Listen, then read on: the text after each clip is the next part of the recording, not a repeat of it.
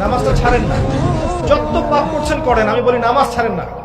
ইনশাল্লাহ একদিন নামাজই আপনাকে পাপ থেকে বের করে আনবে ইনশাআল্লাহ। শয়তান আপনাকে হতাশ করতে চাইবে, শয়তান আপনাকে হতাশ করতে চাইবে যে তুই তো গার্লফ্রেন্ডের সাথে কথা বললি, রাতের বেলা পর্ন দেখলি, তুই তো ফ্রি মিক্সিং এ আছিস, তুই মাদক দ্রব্য খাচ্ছিস, তুই কাজে ফাঁকি মারিস, তুই ট্যাক্স আদায় করিস নাই, দুর্নীতি করছিস, তুই আবার নামাজ পড়বি কেন? শয়তান আপনাকে এগুলো বোঝাবে, কিন্তু যে নামাজ তো আমার শোভা পায় না, আমি তো অনেক পাপী মানুষ। এই ধোকায় পা দিবেন না। আপনি নামাজ কন্টিনিউ করতে থাকেন, ইনশাআল্লাহ আল্লাহ পাক আপনাকে পাপ থেকে বের করে আনবেন ইনশাআল্লাহ। ওই নামাজটা যদি ছেড়ে দেন তাহলে আর কোনো হাতিয়ার বাকি থাকবে না। আর আপনি যত পাপ করেন না কেন মায়ুস হবেন না, মন ছোট করবেন না। আপনার একটা সেজদা, যে সেজদা আপনি চোখের পানি ঢেলে দিয়েছেন আল্লাহর কাছে, যে আল্লাহ আমার ভুলগুলো তুমি মাফ করে দাও, আমার তওবা তুমি কবুল করো, ইনশাআল্লাহ দেখবেন ওই একটা সেজদা যদি কবুল হয়ে যায় আল্লাহ পাক আপনার সব গুনাহ মাফ করে দিবেন ইনশাআল্লাহ। হতাশ হবেন না। শয়তান হতাশ করতে চাইবে মানুষকে, শয়তান মানুষকে হতাশ করতে চাইবে। এমনকি আপনার যদি পাহাড়ের পরিমাণ ঋণ থাকে, ওই ঋণ শোধ করার ব্যবস্থা আল্লাহ পাক করে দিবেন ইনশাআল্লাহ। হতাশ হবেন না, নামাজ ছাড়েন না। আসেন রিল্যাক্সে নামাজ পড়বেন ইনশাআল্লাহ। আল্লাহ পাক তৌফিক দান করুন। নামাজের মধ্যে যা পড়ছেন এটাকে বোঝার চেষ্টা করতে হবে অর্থটা, তখন দেখবেন নামাজে মনোযোগ বাড়বে ইনশাআল্লাহ। তার আগে অজুটাকে ভালো করে করবেন, তাড়াহুড়া করে অজু করবেন, রিল্যাক্সে অজু করেন, অজুর অঙ্গগুলোকে সুন্দর করে ধন। অজু পরিষ্কার হয় না, এই জন্য নামাজে মনোযোগ থাকে না। আর একটা বদ অভ্যাস আমারও আছে, আপনাদের সবারও আছে আমি জানি, অজুতে আমরা যে পরিমাণ পানি খরচ করি, এই পরিমাণ পানি দিয়ে নবী সাল্লাল্লাহু আলাইহি ওয়াসাল্লাম গোসল করতেন। হ্যাঁ, আর আপনার মাথায় যত চুল আছে তার চেয়ে বেশি চুল ছিল নবী সাল্লাল্লাহু আলাইহি ওয়াসাল্লামের মাথায়। আপনার দুজন তিনজনের মাথায় যত চুল আছে তার চেয়ে বেশি চুল ছিল নবী সাল্লাল্লাহু আলাইহি ওয়াসাল্লামের মাথায়। তারপরেও তিনি অল্প পানি দিয়ে গোসল করে ফেলতেন।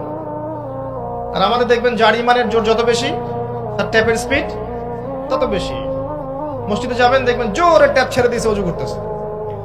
একজন মানুষের গোসলের পানি দিয়ে একাই অজু করে ফেলে। পানির লেয়ার দিন দিন নেমে যাবে আমাদের এই পাপের কারণে। কুল আরাআইতুম ইন আসবাহা মাউকুম গাওরা, সূরা মুলকের শেষ আয়াত পড়ে দেখেন। বলুন হে নবী, তোমরা যদি কখনো সকালে উঠে দেখো যে পানির স্তর সব নিচে নেমে গেছে, পানি নাই, মা ইয়াতিকুম বিমাইন মাইন, কোন সেই সত্তা আছে তোমাদেরকে পানি এনে দিবে, প্রবাহমান পানি? দিন দিন ঢাকা শহর সহ বড় বড় যে সিটিগুলো আছে এগুলোর পানির লেয়ার নিচে নেমে যাচ্ছে। আমাদের অপচয়ের কারণে এমন হচ্ছে। আল্লাহ পাক আমাদেরকে সালাত বুঝে আদায় করার তৌফিক দান করুন। মনোযোগ চলে যাবে, যাওয়া আসা করবে, মনোযোগ যাওয়া আসা করবেই, কিন্তু মনোযোগ ধরে রাখার চেষ্টা করতে হবে ইনশাআল্লাহ তাআলা। আল্লাহ পাক যদি ইহসান দান করেন মনোযোগ বাড়বে ইনশাআল্লাহ আযজা ওয়া জাল। আরেকটা টিপস বলবো, সেটা হলো নামাজে সূরাগুলোর মধ্যে ভেরিয়েশন রাখতে হয়। যেমন প্রতিদিন যদি আপনি একই রকম সূরা পড়েন, আমি নিজেও দেখেছি যে আপনি প্রত্যেক ওয়াক্তেই যদি একই সূরা দিয়ে নামাজ পড়ে থাকেন, দেখবেন মনোযোগটা তুলনামূলক কম পাচ্ছেন। তো এক এক রাকাতে যদি আপনি ভেরিয়েশন নিয়ে আসেন, সূরার মধ্যে ভেরিয়েশন বোঝেন তো, বৈচিত্র্য নিয়ে আসেন, আপনি দেখবেন মনোযোগ বাড়বে। খেয়াল করে দেখেন। এবং তাসবিহ তাহলিল যেগুলো করছেন এগুলোর অর্থটার দিকে যদি ফোকাস করেন, মনোযোগ কিছুটা হলেও বাড়বে। আরেকটা কাজ করলে মনোযোগ বাড়বে, প্রত্যেক সেজদায় দোয়া করতে পারলে। সেজদা করছেন, শুধু সুবহান রাব্বিয়াল আ'লা এতটুকু বলে উঠে যাবেন না, কমপক্ষে একটা দুটো দোয়া করেন সেজদায়, কারণ সেজদায় সবচেয়ে বেশি দোয়া কবুল হয়। আল্লাহ রাসূল সাল্লাল্লাহু আলাইহি ওয়াসাল্লাম বলেছেন, বান্দা সেজদায় আল্লাহর যত কাছে থাকে অন্য কোনো ভাবে বান্দা এত কাছে আসতে পারবে না। এবং এখানে তোমরা বেশি বেশি দোয়া করো। নবী সাল্লাল্লাহু আলাইহি ওয়াসাল্লাম বেশি বেশি দোয়া করতে বলেছেন। দোয়ার জন্য হুজুর ডেকে এত খাওয়ানোর দরকার নাই, নিজে দোয়া করা শেখেন, নিজের বাবার জন্য, মায়ের জন্য, আপনার আত্মীয় স্বজনের জন্য, আপনার নিজের জন্য, আপনার স্ত্রী সন্তানের জন্য, সমাজের জন্য, উম্মার জন্য, দেশের জন্য আপনি দোয়া করতে শেখেন। আপনার একটা প্রয়োজন, এই প্রয়োজনটাকে আমি বুঝতে পারবো, ওই আবেগটাকে আমার আসবে। আপনার যেটা প্রয়োজন, আপনার আবেগ আপনার আসবে। আপনার সন্তান অসুস্থ, আমি কি বুঝবো সেই ফিলিংসটা কেমন? আপনি বুঝবেন সেই ফিলিংসটা কেমন। অতএব নিজে আল্লাহর সাথে সম্পর্ক করেন। আর আপনি নিজেকে এত ছোট কেন মনে করছেন? আপনিও আল্লাহর সেই বান্দা, যে বান্দা আমি, যে বান্দা আর 10 জন মানুষ।